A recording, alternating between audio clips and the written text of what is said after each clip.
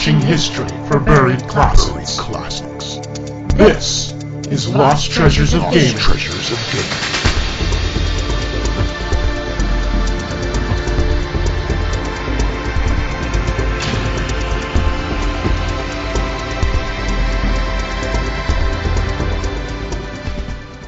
Welcome to another episode of Lost Treasures of Gaming, and we have a treat for you this week.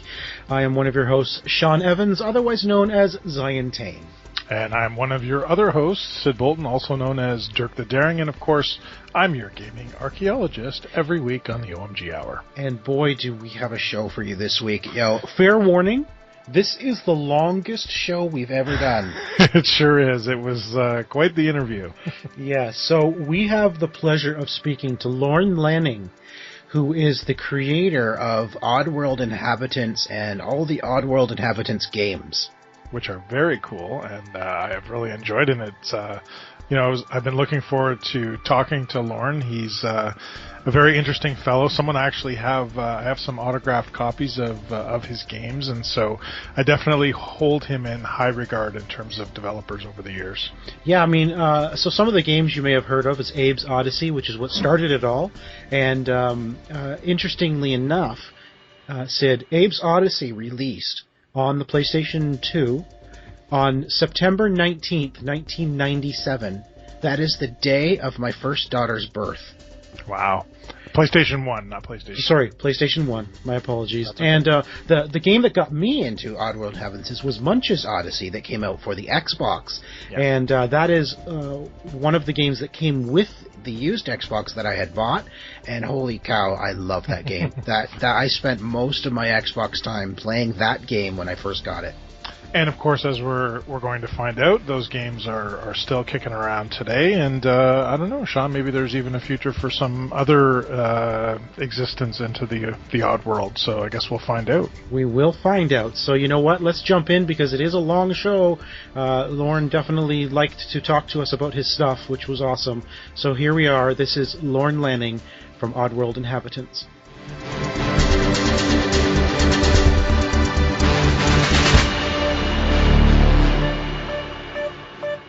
Lorne, thank you so much for joining Lost Treasures of Gaming. Hey, thanks for having me on, guys.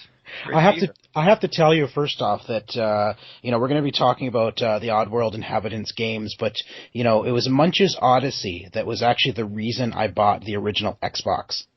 Wow. Now I'm trying to figure out if you want to kill me or No, that was I loved playing that game. It was one of the first games I played on the original Xbox. And I didn't buy an original at launch. I had come across somebody who was selling their Xbox with a bunch of games, and Munch's Oddysee was one of them, and I'm like, okay, I got to buy it. So I bought it with a bunch of games, but Munch's Oddysee is the one that I played for hours on end. I just loved it. Well, thanks for that. It was such an interesting time. What Microsoft was going through in an exciting way, was authentic, and the guys were driven, and they, Ed Fries was head of publishing then, and he really wanted innovation. He wanted different things, and they believed they were going to have a casual market. If you can believe that in hindsight relative to the price point of the box, they said casual is going to be our main thing. And actually, before the release, we wanted to delay the release. By the way, I have no complaints about Microsoft. Was a great partner on that. But we wanted to delay the release because we didn't think it was done. And I think that game, personally, it took us a couple of years, but it probably aged me 20. It was brutal, man. It was brutal. And there was a lot of lessons for me as a designer, because I was very insecure about the marketplace. Meaning, I felt like at the time, games just need to be bigger and have more, and really chasing that scale train. And so I really over-designed a lot of the intent relative to what our rational capabilities were. And that's something that you learn with time and you mature on. But I made a number of mistakes there. But as we were building it, it was really tough because we were on a middleware, and we were trying to get it to do some things that it wasn't necessarily happy about doing, and then B, we had come over from the PS2, and that was kind of a debacle with publishers changing on us and things like that. Partners that bought companies that we didn't necessarily want to invite as partners, but we had them. So there's all kinds of sort of background politics going on that really, I think, plague the industry historically for developers, but it doesn't show up in the product except as usually, bugs or incomplete product or incomplete vision. But all those things are just massively distracting away from the actual development of the game. And I remember as we were hitting release, we were really nervous because we thought that the game should have been tuned more, and that we thought with the price point of the machine, it was going to be a hardcore audience. So we're like, look, we're more of a casual game. And that's not necessarily who's going to be buying the Xbox. And, long story short, before release, I remember Ed calling us, and he said, hey, guys, you're number one on the pre-orders. And ahead of Halo. We passed Halo. Wow. And then we got the release, it just got slaughtered by Halo, which was such a great game, so they deserved what they got. But, yeah, so it was 2 years of development that aged me 20 years. Well, and it must have been... because you had released your earlier games on PlayStation, and this was also the first time you had gone from 2D to 3D, so you must have gone through an awful lot to deliver this title in that time period. And that's probably partly why it did age you for sure, because a lot of things were the proverbial balls juggling in the air, right? You had a lot of different things that were going on from your previous two successes for sure. Definitely. And, on one hand, myself and my partner, Sherry McKenna, and a lot of the art team and production design team had come from film doing 3D computer graphics. So it was a language we were really world-class versed in, Academy Award-winning movies, things like that, Rhythm and Hughes Studios, where a number of us had come from. Me, Sherry, Steve Olds, Christophe Chavarot, a few other people had come from Rhythm and Hughes. That's what we were doing, working on films and stuff. But after that, in the game space, it was very common that, like the particularly engineering teams and stuff were really eager to jump into 3D, but the math curve for 3D was more sophisticated. And so there was a number of hookups there where, it was more difficult than people would thought it would be in real time, like I said, overambitious design, relative to, I was just trying to push, a whole cow through a 10-pound grinder, and they were sure to let me know along the way. But, what was that, a lost level of the game? Yeah, oh my seriously. gosh. The game, well, I'll tell you at one level, really simply, Munch was supposed to be, in concept, a Jekyll and Hyde type character, where in Munch, you notice, characters had a little more emotions than normal, in sort of a, light, superficial way, but ways that could be manipulated through Abe or through Munch. And Abe could smack characters around, things like that. And the idea was that Munch was historically being tested because he was a lab rat, out of a pharmaceutical laboratory. And he was being tested with different types of steroids. And so if he got mad, he would turn into like this, Dr. Jekyll, Mr. Hyde type of character. And so he was like, 4 times, he would just blow up huge, and he was like this totally kick-ass, it was like the demonic Munch, and then he would just be irate and kind of like, so it was like the Hulk. If it got too mad, it would start kicking in, and then so you could use Abe and be like slap Munch around. Abe like Munch would be like, cut it out, stop it, and they'd be like, just really become this ass kicking character that you could use for a short duration of time before it wore off. So you had to piss him off to get him to be it, and you could beat him and use it. So that was right at the core of the concept of the character, and time. Changing publishers, changing platforms, reality really took its toll in that vision, and so there was a number of things that we didn't get, but there was a lot of things that were over designed in the first place. Like we should have backed off on some other. I mean, I'm probably the worst critic of our own games personally, but or the most aggressive critic, you know. But you know, in hindsight, it'd be like, oh, well, that's a key feature. So that's got to be one of the very first things that works right, that the rest of the game is built around. And then it just did, you know, reality gets in the way, and it just didn't happen. So we scaled back, and we were being positively reinforced the whole time through testing. Microsoft was really happy. They thought, you know, they thought we were going to have bigger success. And then, you know, things happened, like the pricing of the Xbox basically blew the European install base, if you remember.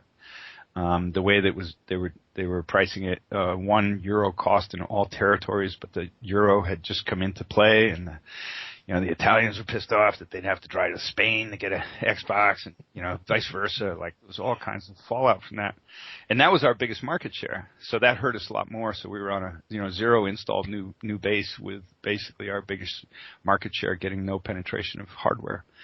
So those are just historic trips in the game industry that we've seen happen again and again, but we just happen to be right on the crust of that one as it kind of it definitely affected our sales and things like that.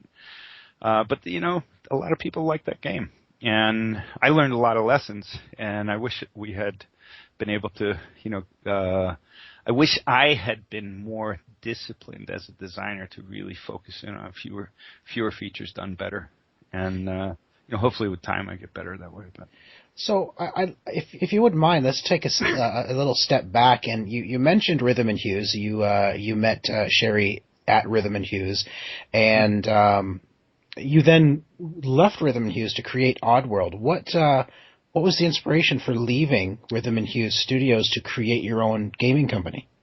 Well, and to add to that is, at the time, everyone in film just thought you were nuts. I mean, they're like, dude, you got a great career. I mean, I left as a visual effects supervisor. Just had a great success on recent projects that really stood out in the computer graphics community. Yeah, I mean, Rhythm and Hughes Studio is a very well-known studio. I mean, doing big blockbuster movies. Yeah, and I mean, they've got a lot of Academy Awards, But I was employee number 38. I remember, which is funny. And when they closed, I think they had close to 3,000. But and it was run by really incredible people, ethical people that I learned a lot from and admired the whole time. But back to your question, what I was really interested in was becoming a content creator. Was being a storyteller, and I loved the medium of 3D computer graphics. I was originally, I've said this before, but just for putting it into perspective, I was originally trained as a painter, a photorealist painter, commercial illustration, and I had some seasoned time in the fine art world. So the combination of the two really put forth to me sort of image quality and beauty, and messaging, which the fine art world is seriously into. The illustration world's about selling things, but the fine art world was deeper, and really closer to the way auteurs thought about film and all, and as storytelling. And I was realizing very quickly in Hollywood that if you were making TV shows, if you were making movies, if you happened to transcend to the point where you were directing or writing your own stuff, you were never going to own it, which meant it would kind of be a lot of one-offs that you move on from, and maybe they become franchises, but you're not necessarily going to be driving the stories. And that was opposite to what I really was hoping to achieve, which was really build worlds and stories and characters around things that I thought were relevant to the modern audience, meaning the dysfunctional modern audience living in a very challenging, dysfunctional world, full of lies, full of deception, full of toxic consumer products, all kinds of poor practices that we as individuals have to skate around in life and, try and grow old, healthy and happy. And so I was trying to make content in a very Orwellian kind of way, where I was like, wow, I read Animal Farm when I was in 5th grade, but I was still thinking about it when I was 30. It's a great book. Yeah, so as a kid, I didn't get it, but man, I loved the whole idea of these manipulative pigs, Yep. And then as an adult, I was like, wow, this is brilliant stuff. And I was inspired by that, and then, things like the Muppets, which basically had taught me to read as a kid, and yet it was just a silly, afternoon TV show. It wasn't the Muppets; it was Sesame Street. Sesame Street. Yep. Yeah. Yep.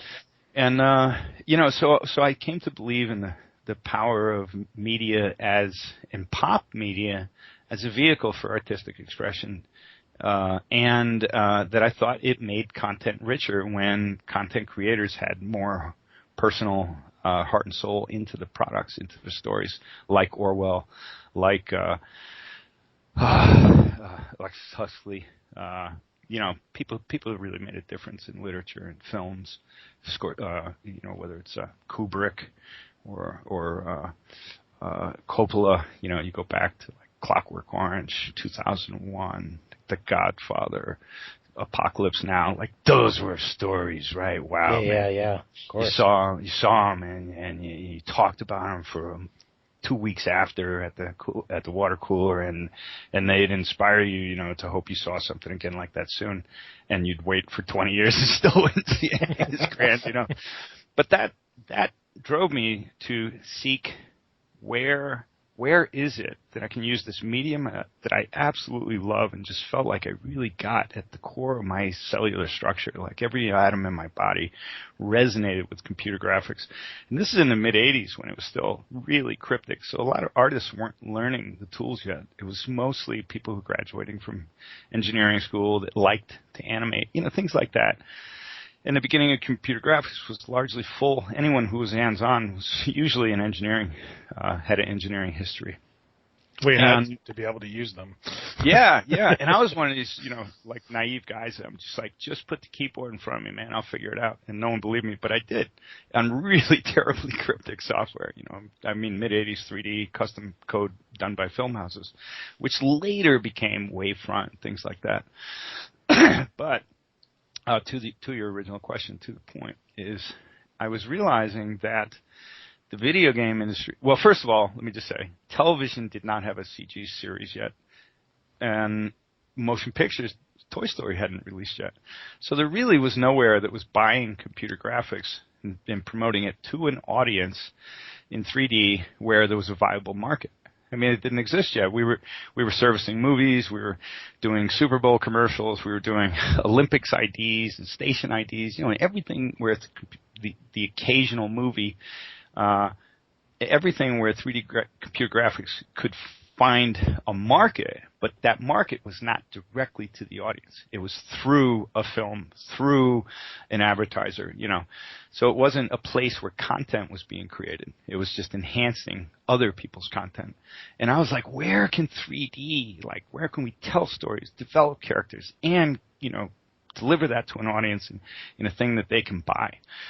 So that we can actually not just be a service company. And I remember most of the visual effects companies, on average, they were averaging, even at ILM, a 2 to 3% margin annually. You're talking like maybe they book $50 million in revenue with 2 to 3% profit, right? So it was really high risk stuff, really super competitive, and they had no back end performance. The person who showed up to be the hand model on a set for one day got royalties, but no one in effects really ever has, if you can imagine that. And so I was looking at it a little bit, as an entrepreneur with an artist and business hat on and hats on, and I realized that I'd spent some time in aerospace doing visualization, so I had a pretty good idea of how technology evolution was tied to military. What was at the top of military would eventually become consumer products.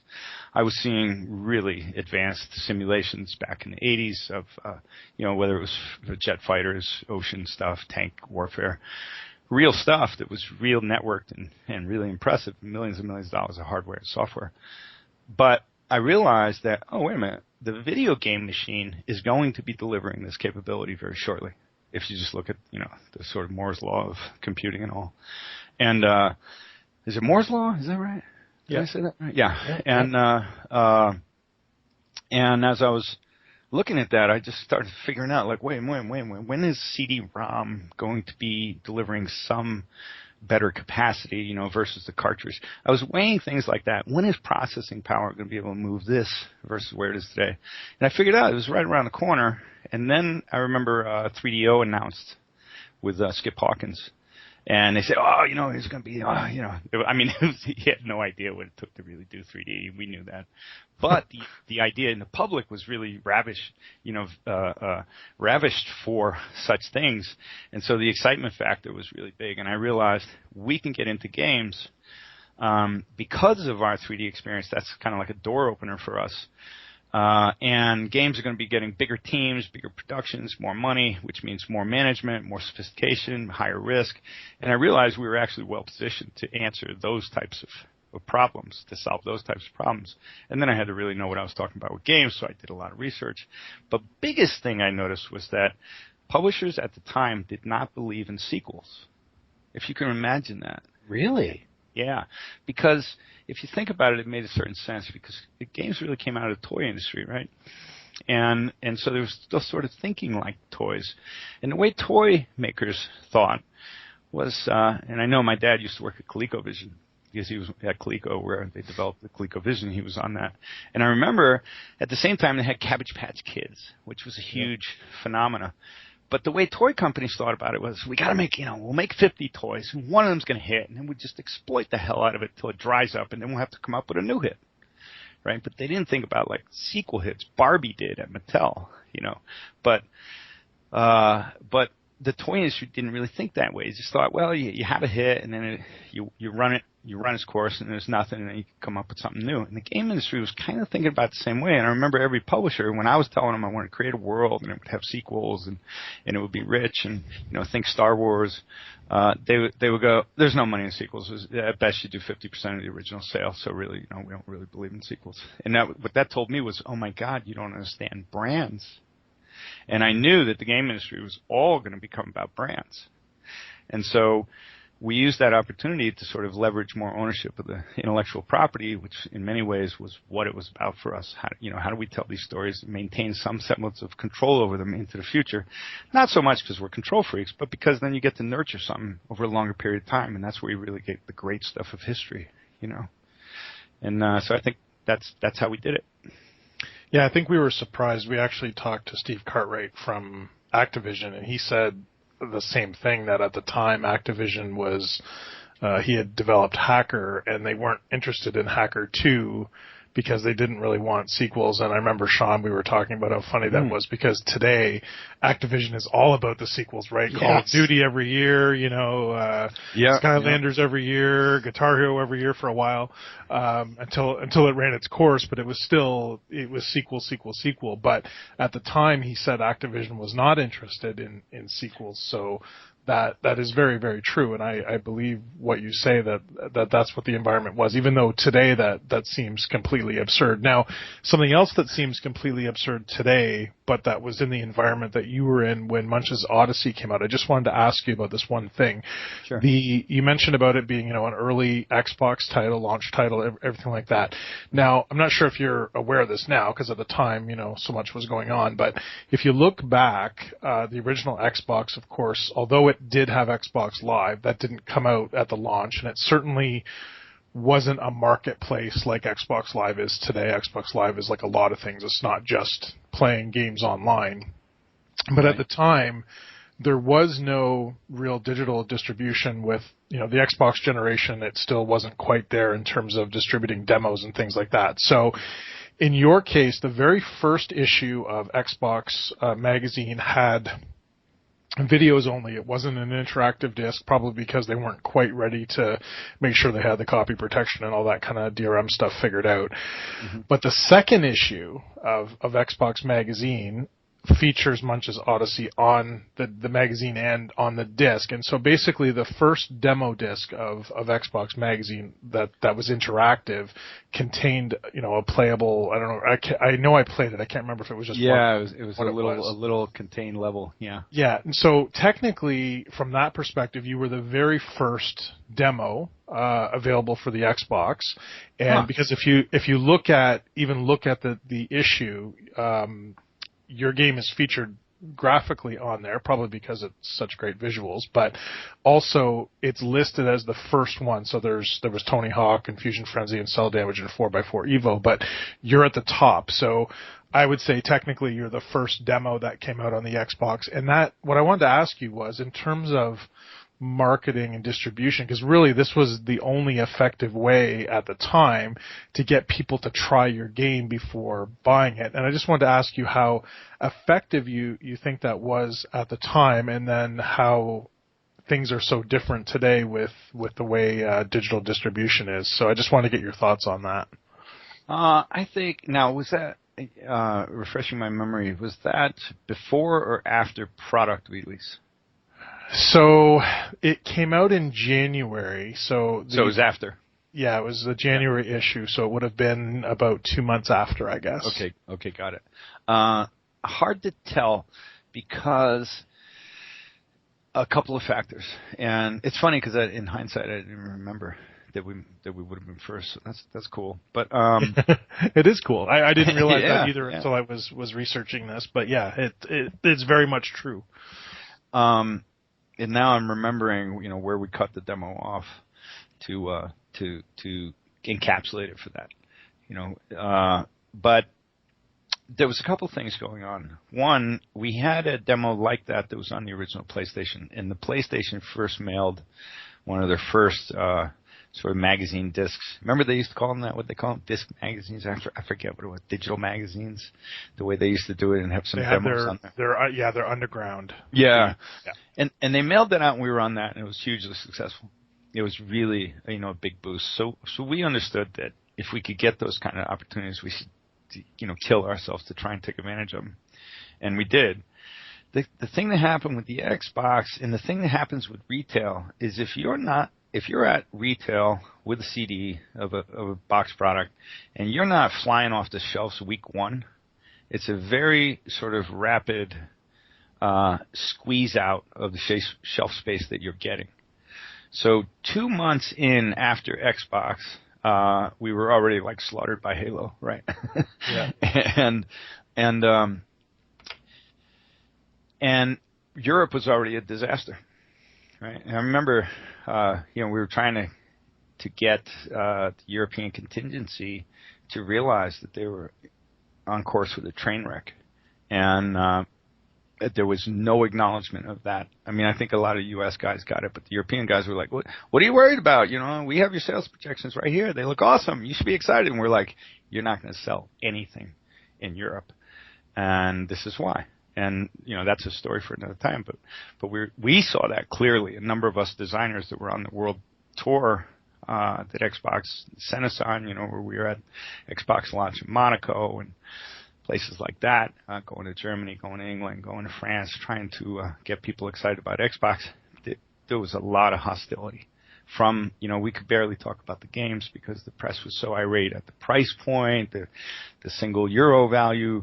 They thought it was too expensive, and they thought that they were being shunned as territories, that they weren't being treated like individual sovereignty nations, and it was really heavy. I mean, they were pissed, and so we saw this train wreck coming in the newly formed EU territories, which happened to be our existing largest market, and we couldn't really do anything to avoid that. And in hindsight, you saw what the install base penetration became, right? Almost nothing. So they abandoned the Xbox early and went to Xbox 360 as fast as they could, which is probably a really smart move on their part. But considering all that, 2 months' time is a long time on the retail shelf. So even as that, and as you said, there was not digital distribution available. So the only way to get it was on the retail shelf. And so by the time that demo came out, I think we had already missed our opportunity. Maybe if that were there at launch or something like that. But 2 months later, the retailers were already scaling up orders on things like Halo and scaling down orders on things like us. So timing is everything, right? And I mean, timing might be 80-90% of the game, I should say. But the way that it worked out there, I'm not really sure what the impact was. And it's in hindsight, it was almost like a little too late. And now you've got digital distribution, which I think is obviously become very important to you. So you've essentially got your independence from the publishers now, for the most part. So, how do you feel about digital distribution now? It's a whole different universe, right? Like, for example, even though on the Xbox 360, that I always felt, Stranger would have made a great game on the 360 for digital distribution, through Xbox Arcade, whatever.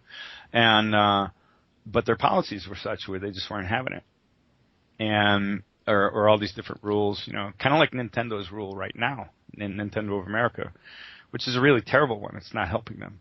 Which is, well, if you're not there on day and date release on other platforms, we're not going to give you any exposure on our stores, on our sizzle reels, at the show, whatever. And you're like, what are you guys thinking? I mean, what era are you living in? Because if you're telling, for example, we just delivered a product, the new and tasty, onto the Wii U.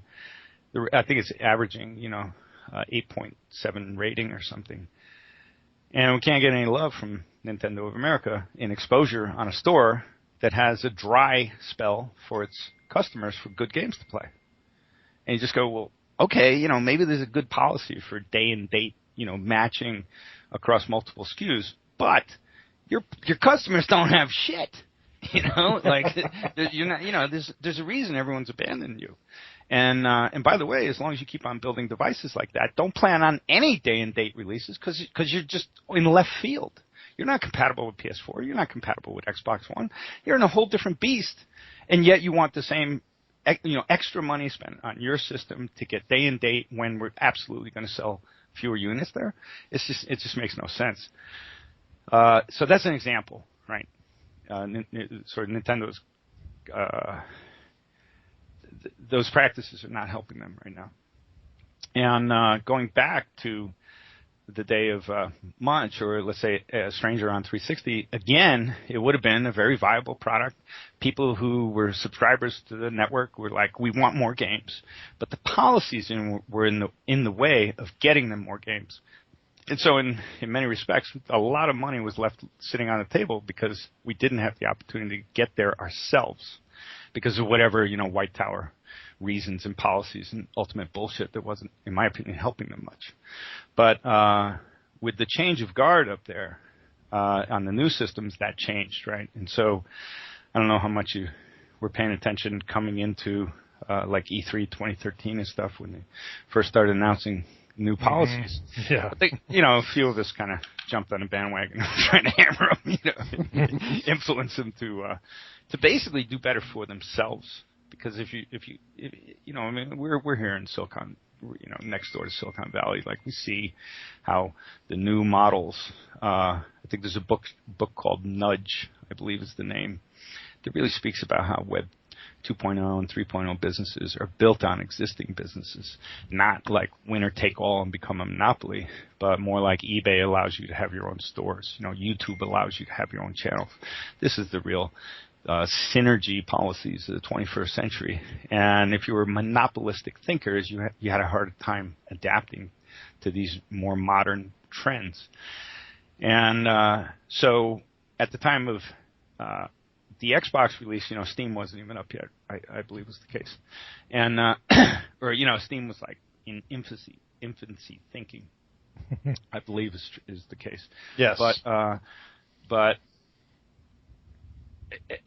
and so if you were just relying on retail, basically you were dead, because you were either what we call bargain bin, or you were sort of top shelf. But retailers really, if you were using their space, they wanted maximum return on every square footage of space in that store. And so that's how we felt like, the retail model's kicking our ass, the publishing model's kicking our ass. but we're still true to the idea of what the brand was, and so we bet on waiting for digital. And Steam was setting the idea, but they weren't yet shipping. I'm thinking back to 205. They weren't yet really shipping, gigabyte packets to a wide audience yet. And a lot of people didn't have enough bandwidth to handle it anyway.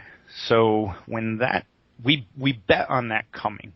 And when that did start to arrive, Steam being the first, and I think we got up around 208, we started putting the original Abe games up, which is something like the retailers never would have touched. They'd be like, what is this? This product's old. We're not going to occupy our shelf space with old products. But with the idea of digital, it was very clear. And I remember listening and being very inspired by people like Russell Simmons, who, in my opinion, brilliant visionary for what was coming in digital distribution. I used to listen to him talk about, hey, man, you go in the store today, there's 7 genres, right? Country and Western, rock, New Age, classical. Forget that there's not even rap, right? Not to mention that there's actually 200 different genres of rap. And he would talk about, and this is in the 80s, he would talk about, but on a digital shelf, those 200 genres of rap are going to have their own shelf space. And he would just talk about it like that and be like, wow, of course. Mm-hmm. Basically the price of physical reality versus the price of digital reality. And how libraries would be bigger, and how, he would talk about, or I would think about it like, hey, I'm still buying Pink Floyd songs that are 20 years old, but I can't do that in the game space because the system's no longer available to play it. And, all these gotcha factors for technology, medium, and content that basically meant games were new games or nothing. The past was sort of evaporating. And I was shocked to find out when we put our games up that people were still interested in buying the original Abe's Oddysee. And, it was a hope, but it actually, because I was thinking hey man, I just want to listen to Pink Floyd The Wall. I don't care that it's 1995, and that it was recorded, 20 years ago, or I just want to hear it, and if it was games, it was too bad, you missed it, and, so on that faith, when we started getting the games up and they started selling, that's when we knew we could really get back in business and be. But this time we had to be more careful. There wouldn't be AAA budgets. We were going to have to self-fund if we wanted to do things our way. We had to be more practical about how we thought. We had to get leaner and smarter, and really build business the old-fashioned way, which is build some business, get some profit, reinvest the profit, keep on building. And that got us to new and tasty. So if it weren't for digital distribution, we'd be totally screwed, as Abe would say. Now you mentioned Abe's Oddysee there, and I've been wanting to ask you. I mean, this is a very it's a big world you created, the Oddworld, and you've told several stories within it. But what was the inspiration behind that world? How'd you come up with all these characters? They are literally very odd characters. So where did they come from? Well, there's the inspirational source, and then there's the design itself. The design itself, the first production designer on Oddworld was Steve Olds. He came from Rhythm and Hughes as well, and Steve Olds was really badass. I mean, he was really good. But he didn't care about the audience. He cared about designing new and crazy stuff. He cared about breaking boundaries and blazing new paths and stuff. So I was trying to enable him to do that. And then I'd come in and be the practical voice. Okay, I love Abe from the three-quarter perspective, but when I look at him from the front, he looks like a thug. His neck is too big. We get in huge arguments and stuff. So the combination of myself and Steve Olds, Steve being out there and me trying to wrangle it back in, is what led to, those characters. But things like Paramites and Scrabs, it's just dude, they're awesome. Let's build them, Whereas the characters of story character, talking characters and stuff, we spent a lot more time on battling it out, but he was really great. And so that's on the design. Now, what inspired the design was I'm a voracious researcher. I mean, you don't have a camera here, but my bookshelf is 12 feet high by 54 feet long. We saw that behind you when you briefly showed us. Okay. Yes. Yeah. Big bookshelves behind you. Big bookshelves. That's one of my life's loves is collecting and researching, collecting books and researching. And and I had become very aware of fast food policies that were basically deforesting third world countries, burning down the rainforest for the sake of growing cheap meat, things that most Americans had no clue about, quite frankly. And I had a lot of insight to this, and I really loved the environment. As a kid, I grew up on the Connecticut River. I was kind of like a Huckleberry Finn, you know, just always fishing and getting filthy and nearly drowning. Whatever it was really exciting. And I loved fishing in nature. And I saw it being impacted really fast. I watched my favorite lakes in Vermont die from acid rain. They still look beautiful, but there wasn't a fish in them any longer. I saw various species be impacted in the Connecticut River. I saw Jacques Cousteau take a submarine up it and say this is the most filthy river he had seen in the world. You know, just some really depressing stuff if you had a particular connection to nature. So I was a voracious researcher on things that weren't being broadcast in the mass media, in the major mainstream media. Not at all. You know, and people think, oh, New York Times tells the truth. Bullshit. It's garbage. You know, it's just garbage.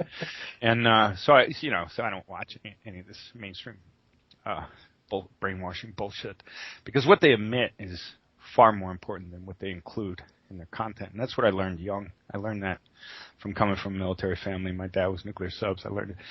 My great-grandfather disappeared under the Bolsheviks in leading into World War II. Things like that, where I just I had an inherent sort of upbringing that said, be cautious of government, be cautious of lies, be cautious of propaganda and deception, all these things. And so I was trying to look at the world and what's really going on.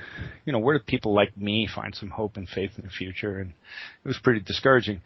And then I was learning about all these like terrible practices, which basically were being represented in the civilized world, or I should say the modern world, the first world, as, you know, happy-faced logos with happy chickens and cows that love going to slaughter. You know, Charlie the tuna, who loves being fucking canned. And, excuse my French. But, you know, it's like, come on, man. These practices are like wiping out our rainforests, wiping out species, wiping out the oceans, toxifying everything. And it's being promoted to us like it's happy about it, you know?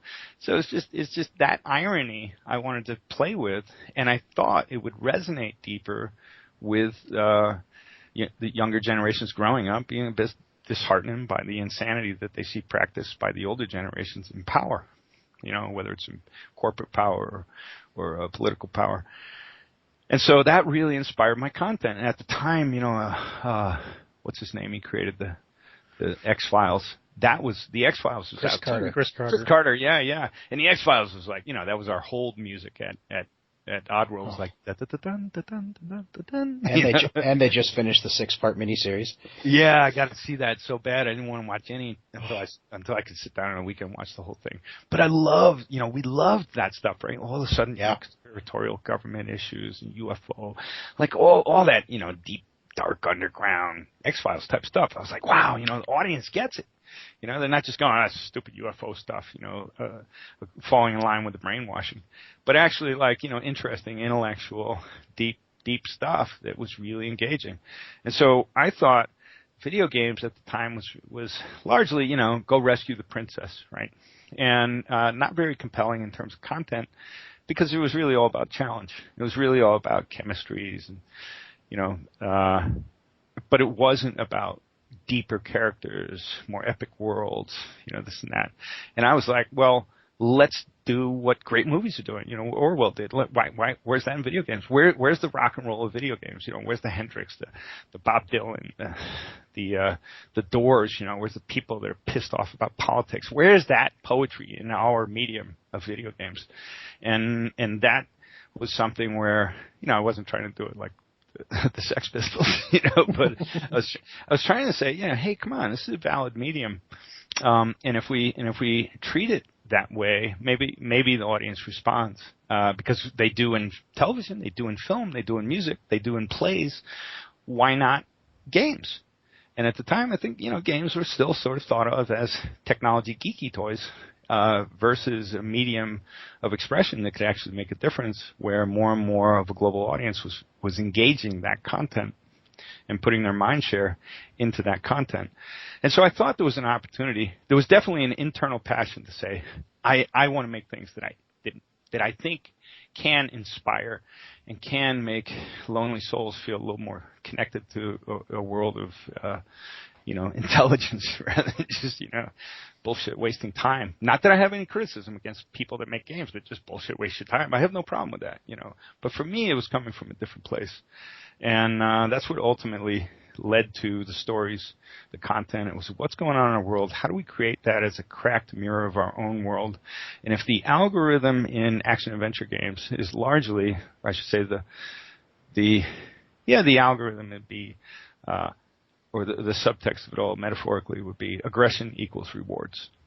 And I thought that was where games were coming from. My partner and I used to talk about it. And then we said, well, what if we can flip that to empathy equals rewards? And that was really, the sort of essence of rescuing characters rather than killing them. Those kinds of ideas came from that more philosophical sort of outlook on it. And they're like, well, if we do that right, like Lucas didn't have to go into the depth of Yoda's, sort of what I call Shaolin monks in space, diatribe, right? Like force runs through all living things. He didn't have to do as much research into traditional shamanic cultures and the ways of martial arts experts. But in doing so, it made the movie so much more interesting. At least the first three. I'm forgetting about the second. And I was thinking, well, why not games? And so that's where a lot of that was being driven from. And I still believe it's relevant, but we can get smarter in how we make games. I think you're absolutely right. I mean, even now, even more now is really what I'm saying is that there's a lot of people creating these games that have very deep meaning to them. Like it's not just fun and fluffy things anymore. Now there's games that have very deep meanings. So and that covers social issues too, as well. Yes, exactly. That would never have been done early on in games. Yeah. I think, Lorne, you were like by being a political style game, you were almost ahead of your time.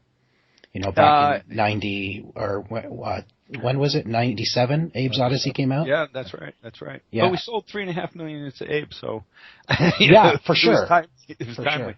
But yeah, it was early, and I think that early, there was opportunity, So we weren't in Silicon Valley. Investors will often say, "Are you first to market?"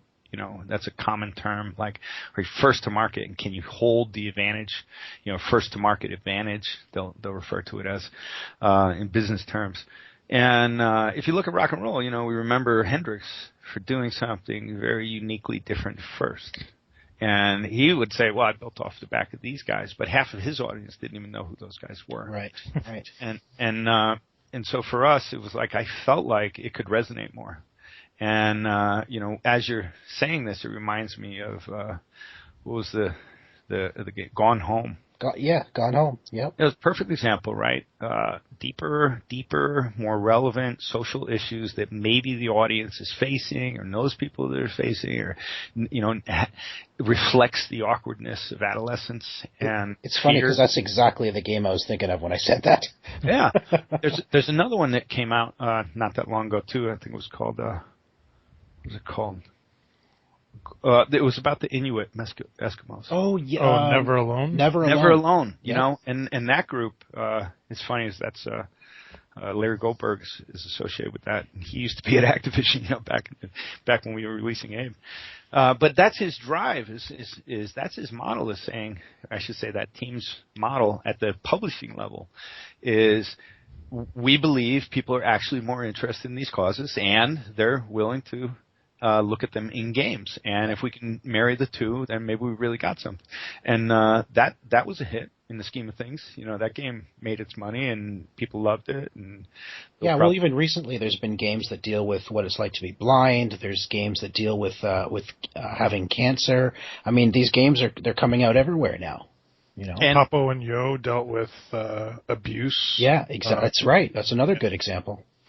Yeah. So again, let's look at first mover advantage, right? So, Gone Home, it wasn't that long after release, but I remember 250,000 units was pretty good take for a 5-person team. Pretty good. And but because it was so unique, it drew all this other attention to it. So I would be down in Hollywood, talking to some actor friends, and these guys weren't hardcore gamers, but someone would bring up, they'd say, "Oh, there's this new game, man. It's really about the characters. It's really about the story. Like, I could get involved with that, I don't care about shooting shit, but man, that's really." And I'd listen to these actors like have this dialogue about Gone Home. Yeah. And they weren't even gamers, right? And I remember Myst had this effect too. I remember coming home one day, and I had a lady that would clean my house, and and she was like, from Mexico, and spoke broken English, was in her 50s, and had kids. You wouldn't think she was playing games. And she goes, "Oh, you make games? Did you make Myst?" And I was like, "No." And sadly, and she'd be like, "Oh, I was hoping you knew how to get past, the lighthouse." And I was like, "Wow, wow." Here's a 50-year-old woman with kids who's completely engaged and addicted to Myst.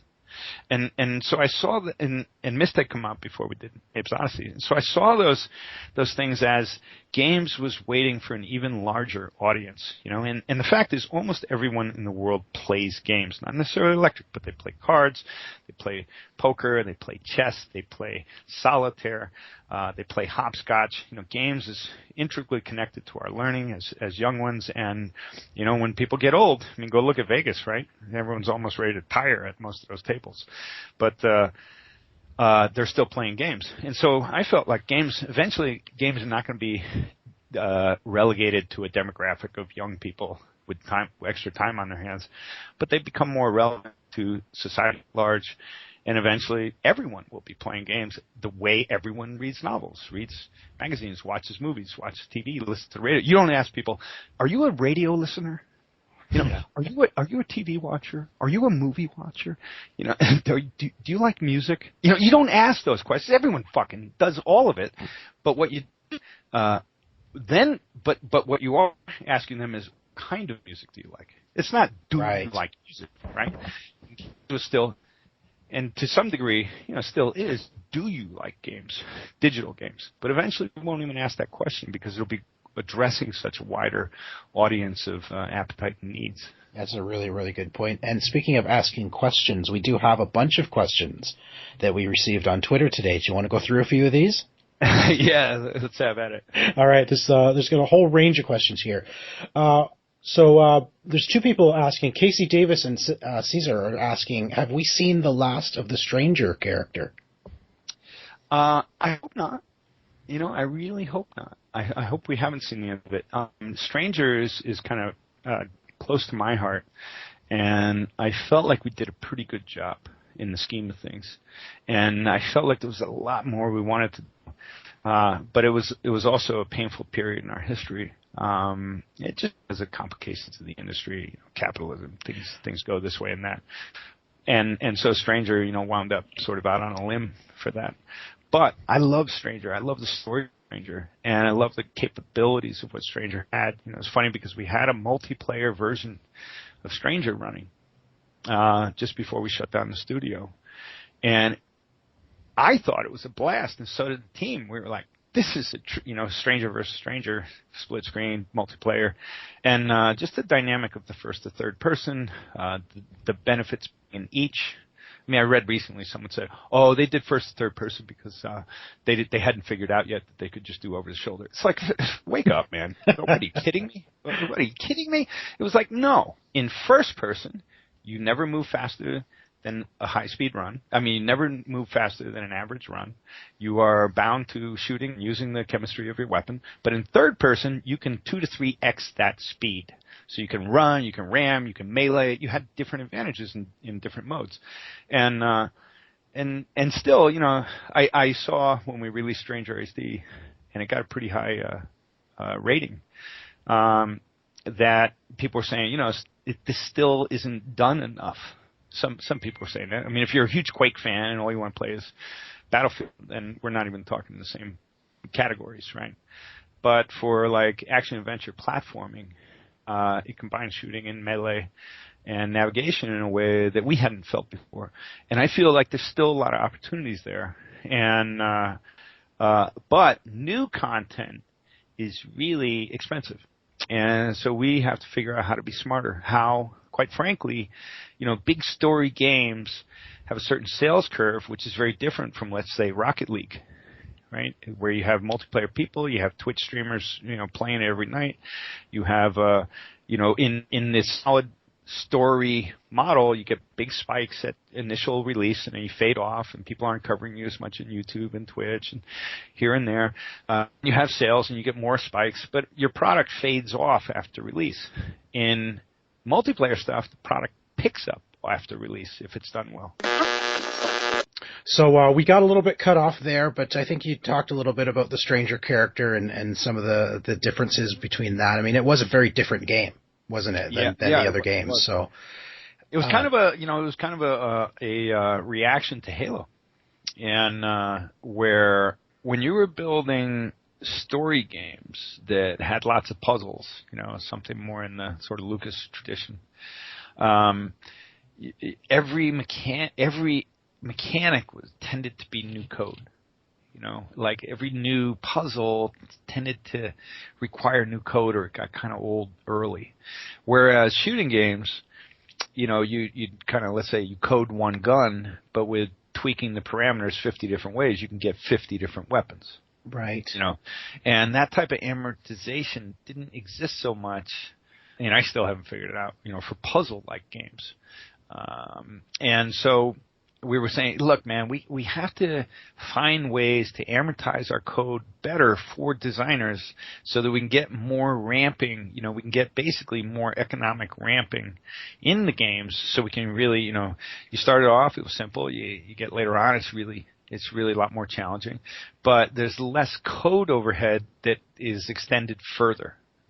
And the gun's a perfect analogy. One gun coded right is a whole arsenal of weapons with different art and different tweaking in their settings. Whereas, something that's a gag is kind of a one-off. So I was really trying to say, okay, how does Oddworld fit into that chemistry? And so we said, with shooting, how are we going to compete with shooters? And that's not necessarily what we want to do, but how can we add new twists to shooting that would be appropriate for Oddworld? And that's really what led to live ammo. And said, well, what if you have more ability to manipulate characters strategically? And to that point, I saw an interesting review recently of someone playing Stranger on iPhone. And they said, I was really surprised because the two thumbs controls was not quite your Xbox controller, right? So they decided to play the game differently than they had on the Xbox, which meant slower and more strategic rather than head on and like a shooter. And what they discovered was that they liked the game a lot more. Even though they loved it as a shooter, they were like, what I didn't realize is there's a whole nother game here to play. You just play it differently. And that one's like, and what I was thinking was, kind of like how I played RTS games that would really piss off some of the super hardcore guys, because I was like a total turtle entrencher, and so I'd just be focused on getting my research and build up like battalions of anti-aircraft, tank infrastructure and shit. And these guys would be, sending out every unit and just trying to hammer you as quick as possible. And I'd build up these defenses that would just like boom, just annihilate anything coming their way, and spent no time going and trying to attack them. And they were just like, you're a turtle there. And I'd be like, yep, watch your units die. And because I knew that they had me at a gamer level, right? They were spending all night and day playing Warcraft 2, StarCraft, and I would only have a couple hours a week, so at most. So you were trying to find, like, how does someone who doesn't have this the skills, Battlefield's a good example, right? Go in there as a novice player and you just get slaughtered. Quake was the epitome of it. And, the first person shooter arenas are like that, right? Skill levels are really high and novices just get slaughtered and have no fun. And, so in Stranger we were saying, well, how do we have a casual shooter that allows you to be thinking more, drawing characters, baiting them into traps, so we developed chip punks to talk shit and get guys to go, I hate those things, and then they go try and stamp it out. But as they do that, they get around the corner where they're not being seen by their friends, and then boom, you're hitting them with a spider bola and tying them up and gagging them, and then you're getting a loud bounty out of it.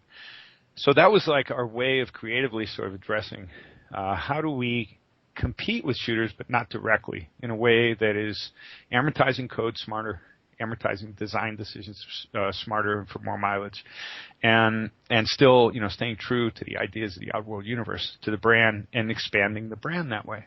And that's really what led to the design of Stranger. And it was hard, man, because aside from the first to third and the benefits of melee and high speed versus shooting, but just think, now you're trying to design a shooter, but every piece of your ammo involves AI with the NPCs that you're shooting. And that was like, it's not just bullets, right? So that was, it was really hard. Unfortunately, I remember Ed Fries and some other people, they really believed in us. They believed in the possibility. The producers at Microsoft were great. They came down and helped us. I mean, there was a lot of goodwill at that time. But when the management changed, it had a different idea. And it was like, well, Xbox is super hardcore gamer. That's what we're going after now. You guys are casual gamer. So it's not going to have the same attention. And all that was fair, relative to what had happened on the years since release. But that was our target with Stranger. That's what we were trying to do. That's great. That's awesome. I mean, it's not usual we see an IP change direction like that. We got a couple more questions we want to get through here. So Sam Locke and Chris Townsend are both they're both asking about the Abe's Exodus remake. Who's going to develop it, and is there anything in particular that you want in the remake? Here's where he sinks. Is there an Abe's Exodus remake? Okay, let me say, there's a press announcement on this very shortly. Very shortly. In fact, my whole morning was occupied on that. And if I say hardly anything, my own team is going to slaughter me, right? So I have to remain pretty numb. But there will be a announcement very shortly, and I'll say this. I heard criticisms of Exodus say that it was twice the gameplay and half the heart. And at the time when we made Exodus, we weren't planning on it, but we got into a situation where the publisher said, you guys made Christmas, all of the games slipped. And I think Doom 2 had slipped for GT Interactive at that Christmas when we released Abe's Oddysee, and I think Unreal slipped, and a few other titles slipped, and it really hurt that company in their stock value. But we were there, we made it on time, and we had a hit. And they said, guys, we need to rely on you for next Christmas, too. We need another game in 9 months. And it was like, it was just, man, it was just brutal, and we were already burnt out, and now we burnt ourselves out the extra mile. But being good partners, we felt like we didn't have much choice. And so we did our best. But I would agree with the criticism that it was twice the gameplay and half the heart. And in addressing Exodus, I want to fix that problem, but at the same time, it's not going to be what we did with New and Tasty. It's going to be more risky, less of what you knew, and more of something else. And then beyond that, I better shut up right now. Yeah. So more to come. So more to come very shortly. Awesome. Well, just for the sake of time, we've got maybe two more questions for you then. Reese Garrity would like to know how much of Oddworld is yet to be explored, and what part of Oddworld would you like to show next outside of remakes? That's a good question. And what I've learned historically is that if I answer that, I'm going to eventually hear in 2 years from now that I promised that. And then I'm a real, world-class a-hole because I don't deliver on my promises and all that stuff. And well, you've already said that it's not, you hope that this isn't the last we see of. So. Well, I'll say this, right? Without saying specifics, I'll say this. The way we started off this conversation, we were talking about what was the intent of the IP and what made you want to do it and how did you see the value of property. And I was saying, the game industry didn't understand sequels. Now, I wasn't someone who wanted to just build sequels. I was someone who wanted to flesh out a universe in the ways that I see great universes fleshed out, right? Like, Disney, Looney Tunes, Star Wars. These were worlds that we expect more from, and we expect, look at all the comic book derivatives of Star Wars. Warhammer was a property that inspired me on a different level, like the Skyrim and all these different not this, all these different things that could happen in a universe. So I was interested in really thinking of it as a planet and thinking of developing different places at different times, and thinking the core message of that planet was it's a cracked mirror of our own dysfunctionality, and we're bringing it to you through breaking the funny bone, wise ass, sarcastic, ironic kind of way that's loaded with subtext. And so that is the purpose of really, how I convinced Sherry McKenna to start the company with me. I mean, she had no interest in games. She had interest in stories and characters. And if I didn't get her to love Abe, she would have, not cared about the game of Abe at all. So those things motivated the exploration of the universe. And if we can continue to do that, and digital distribution gives us that opportunity because we don't have to have big hits every time. We can have little hits that if we can keep on making money and we can keep on contracting building good relationships with different developers, etc., then we can keep on exploring. And the world is changing so this is my warning, is the world is changing very quickly right now. So as we look forward and we go, what do the next 2 years look like? Well, we know what we're going to deliver in that window of time, but we don't know what else is exactly smart to develop at that time. And, if you just go back 10 years, right, people 10 years ago, were iPhones out? I don't think so. No. Yeah. So, big changes in the world, right?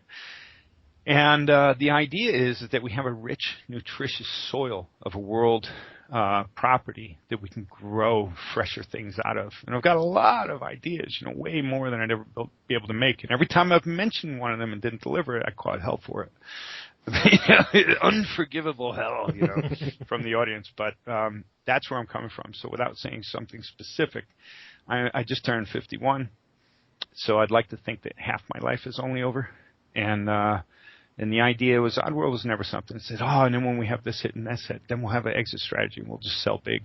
It was really, how do we create something we love and care about and we want to nurture for the rest of our lives, the way Dr. Seuss did, the way Jim Henson did, the way George Lucas did. And that's how we thought about it. In the way that, J.R. Rowling did. Yes, for sure. These are the ways that we think about it. So at a business level, some people can look to us and say, well, you're not that savvy. At a content creation way of looking at it, I think a lot of other developers look up to us. Even though we haven't had the enormous successes that others have, I hear time and time again that we inspired a lot of people, and that's gratifying in different ways. I hope it's true. Well, you definitely have a fantastic world you've created, and there's so many people who love your games, Sid and I included. So we definitely hope it doesn't end. Well, thanks for that. Yes, they're fantastic. Like I said, Munch's Oddysee, it's the game I bought the used Xbox for. That's why I bought it, because that was part of the package. So, yes. I got a quick little tidbit there. I remember Seamus Blackley, a close friend of his, was Ed Roberts from the Bare Naked Ladies, who's an amazing guy. I mean, a very down-to-earth guy. And I remember I just shipped Munch and wanted to slit my wrists. And I said, well, it wasn't what I wanted it to be, and I was feeling all the impact of not having the sales we had hoped for, and the European crisis and all that stuff. And Ed was constantly telling me, he goes, yeah, but Lorne, man, no one knows that. When I play with my kids, man, we loved it. And I'd be like, yeah, well, all grumpy. And but I remember that, and that was like, that was a real player telling me his authentic. He wasn't just trying to make me feel better. He actually felt that way. And I remember going home at night sleeping and saying, how do I get my head around that? Like, how do I actually believe that without wallowing in my own sense of defeat, Well, he was telling you the truth, because I loved it too. It was a great game. and he's right from around us. He grew up just a few miles from us. So exactly. There you go. There you go. Hey, man, it all comes small full world, circle. huh? And he's a fisherman. There you go. Hopefully, I'll be up in the neck of the woods taking some of your. Well, if you're ever up Toronto way, then I'll take you fishing, so you can experience some fishing up here. Okay, be careful, because I'll actually take you up on that. All right. Hey, let's do it. Let's do it. Well, Lorne, thank you so much for taking so much time out of your evening to speak with us here on Lost Treasures. People can follow you on Twitter. You're on Twitter as Lorne_Lanning, correct? Yes, sir, I am. And so we didn't get through. Oddworld Inhabitants Oddworld. Jeez, I can't even believe I forget my head.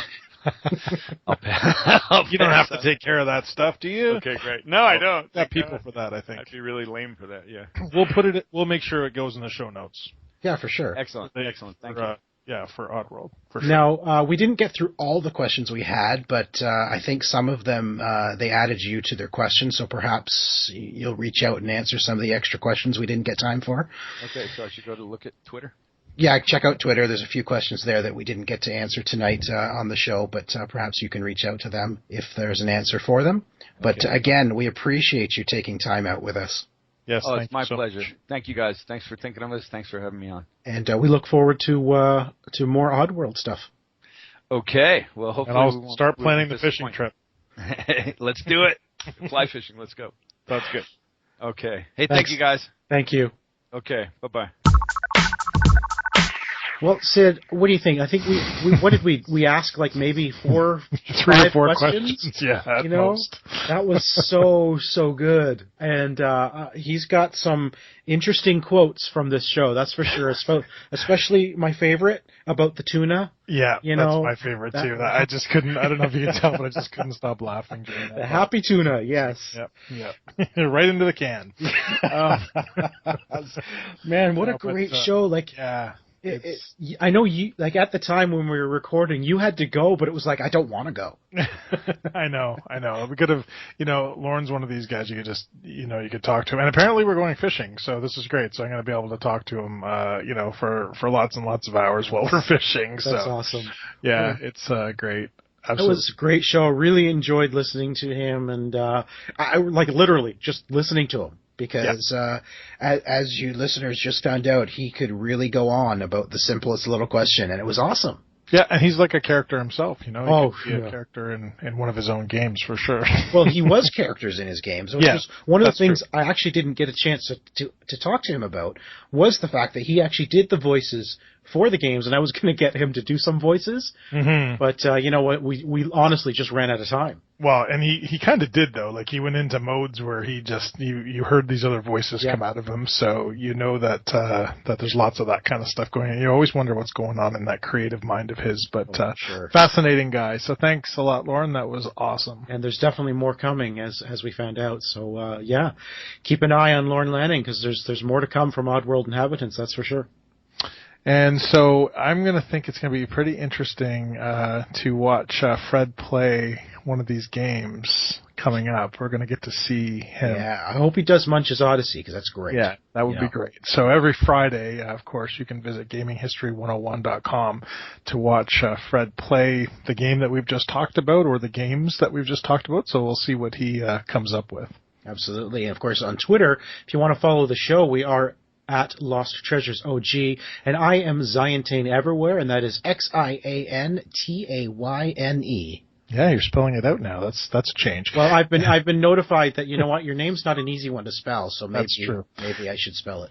And I'm at Sid Bolton, and that's Sid with a Y. And I don't know if you mentioned. I mean, we've got Lorne Lanning. It's also Lorne happens to be my middle name, so Lorne's got a great name there. The Lorne Lanning. He's got the alliteration going with his name as well. You see, he must be a superhero. Yeah, exactly. If you do want to send us an email, the old-fashioned email, which you can get a little bit more verbose if you want to, kind of a little bit like this episode, you can send us an email to losttreasuresofgaming@gmail.com. And, of course, we're happy to hear from you thoughts of who maybe we should have on the show next. We've always got different people that we're thinking of and trying to get in contact with, but we'd always love to hear your thoughts on that matter, or if, you don't just want to tell us how wonderful we are or something like that, please just send us an email there. And if you want to read the show notes from this episode and previous ones and find out other things, all kinds of great stuff, and all the content that we produce, you can go to omgnexus.com. Excellent. So for another taste of some more Lost Treasures, be sure to check out the OMG Hour, where we do have a 2-3 minute Lost Treasure every week. Well, that's it for this time. We'll be back again next time. See you soon.